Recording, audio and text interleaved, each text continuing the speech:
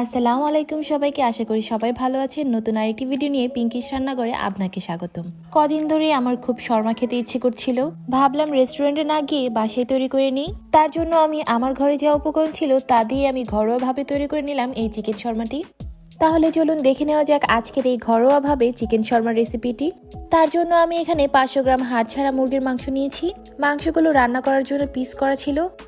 আমি এই পিস করা মাংসগুলোকেই 2 ভাগ করে কেটে নিব, এতে করে চিকেনটা ভাজতে সুবিধা হবে। আপনারা আস্ত মুরগি থেকে বুকের অংশটুকু আগেই আলাদা করে নিতে পারেন। তো আমি সবগুলো পিস এরকম পাতলা করে কেটে নিয়েছি।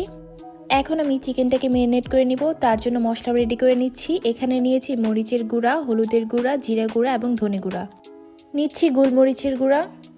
নিচ্ছি 1 চা চামচের থেকে একটু বেশি রসুন বাটা, 1 চা চামচের থেকে একটু বেশি পেঁয়াজ বাটা, দিয়ে দিচ্ছি 1/2 চা চামচ আদা বাটা, দিয়ে দিচ্ছি 2 টেবিল চামচ সয়া সস, দিচ্ছি 1 টেবিল চামচ পরিমাণ অয়েস্টার সস, এটা আপনারা চাইলে স্কিপ করতে পারেন, এবং দিচ্ছি 1 টেবিল চামচ পরিমাণ হট চিলি সস, এবং শেষ পর্যায়ে দিয়ে দিচ্ছি 2 টেবিল চামচ পরিমাণ রান্না করার তেল। আর সসগুলোতে লবণ থাকার কারণে আমি এখানে খুব অল্প পরিমাণ লবণ ব্যবহার করে নিয়েছি। এখন সবগুলো মশলাকে একত্রে ভালো করে মিশিয়ে নিব। সবগুলো মশলা একত্রে ভালো করে মেশানোর পর দিয়ে দিব কেটে রাখা ওই চিকেনগুলোকে এখন মশলার সাথে ভালো করে মেখে নিব। আমি এখানে যে মশলা ব্যবহার করেছি, এখানে সবগুলো মশলাই যে আপনার ব্যবহার করতে হবে এমন কোনো কথা নেই। আপনি চাইলে এখানে শুধুমাত্র মাংস আমরা যেভাবে রান্না করি সেই মশলাগুলো দিয়েই ম্যারিনেট করে নিতে পারেন। আমি মাংসটাকে এখন ভেজে নেব। আমি কোনো প্রকার রেস্টে রাখিনি, সরাসরি ভেজে নিচ্ছি। তার জন্য দিয়ে দিচ্ছি এখানে পরিমাণ মতো তেল। তেলটাকে ঘুরিয়ে চারো সাইডে আমি লাগিয়ে নিচ্ছি। এখন আমি এই চিকেনগুলোকে ভেজে নিব। আমি এই চিকেনগুলোকে কাবাবের মতো করে ভেজে নিব।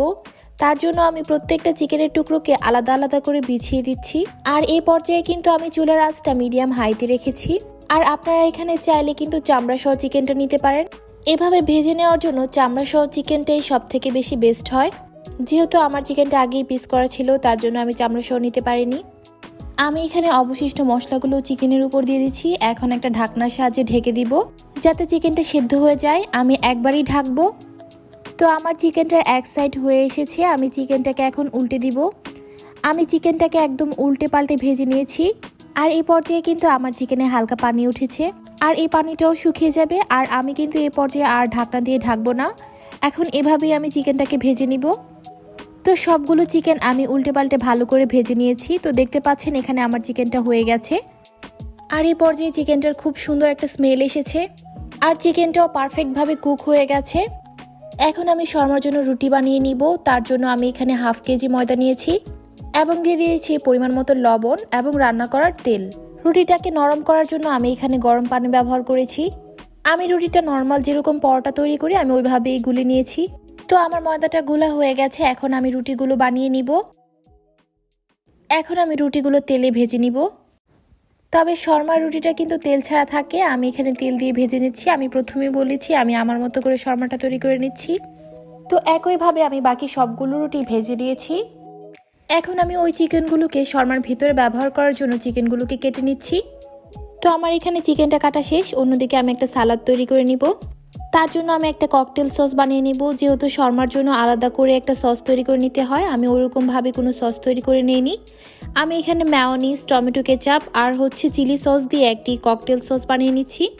মেয়োনিজ, টমেটো কেচাপ এবং চিলি সসটা ভালো করে মিশিয়ে আমি এখানে দিয়ে দিব বাঁধাকপি কুচি, এবং দিয়ে দিচ্ছি গাজর কুচি, দিয়ে দিচ্ছি পেঁয়াজ কুচি, দিয়ে দিচ্ছি একটি টমেটো কুচি, এবং দিচ্ছি কিছু পরিমাণ কাঁচামরিচ কুচি।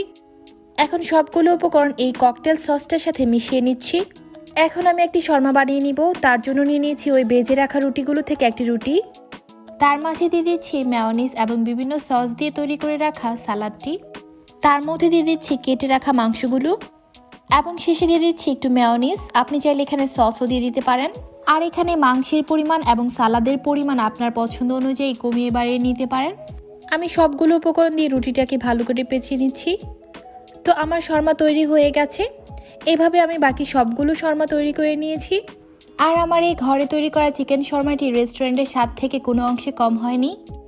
আপনারাও চাইলে খুব সহজে বাসায় তৈরি করে নিতে পারেন চিকেন শর্মাটি। এটা চাইলে আপনার বাচ্চার টিফিনে অথবা বিকালে নাস্তায় খুব সহজেই তৈরি করে নিতে পারেন। আশা করি আমার আজকের এই ঘরোয়া স্টাইলে চিকেন শর্মাটি আপনাদের কাছে ভালো লেগেছে। যদি ভালো লেগে থাকে তাহলে প্লিজ আমার চ্যানেলটা সাবস্ক্রাইব করবেন, আর যারা সাবস্ক্রাইব করেছেন তাদেরকে অসংখ্য ধন্যবাদ। আর আমার ফেসবুক পেজটা অবশ্যই ফলো দিবেন, আমি লিঙ্কটা ডিসক্রিপশন বক্সে দিয়ে দিব। আর আমার চ্যানেলে আরও বিকালে নাস্তার ভিডিও রয়েছে, সেগুলো আমি ডিসক্রিপশন বক্সে দিয়ে দিব, চেক করে নেবেন। তো আজকের ভিডিও এখানেই শেষ করছি, দেখা হবে নেক্সট কোনো ভিডিওতে। সে পর্যন্ত সবাই ভালো থাকবেন, সুস্থ থাকবেন। আল্লাহ হাফেজ।